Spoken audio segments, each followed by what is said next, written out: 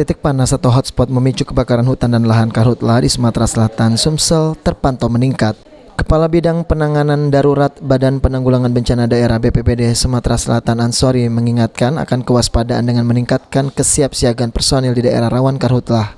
Berdasarkan data hasil pantauan aplikasi Songket, peningkatan hotspot cukup tinggi mulai terjadi pada Januari dan mengalami peningkatan cepat di bulan Mei 2021, yakni berkisar 100 lebih titik hotspot setiap bulannya bertambah di Sumsel, hingga saat ini menyentuh angka 400-an lebih titik hotspot.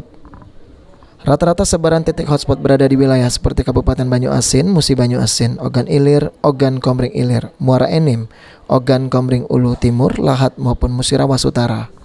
Peningkatan titik panas itu perlu diwaspadai oleh petugas maupun masyarakat karena hotspot dapat memicu karhutla serta menyebabkan bencana kabut asap. Untuk terakhir ini total dari Januari sudah 400-an lebih. Seperti yang saya sampaikan tadi, rata-rata per bulan mulai bulan Mei ini sudah ada peningkatan, sudah ratusan per bulannya.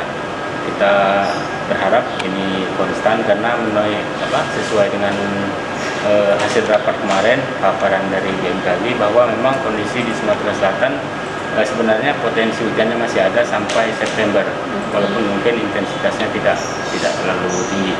Untuk luasan lahan yang terbakar sampai saat ini berapa Pak?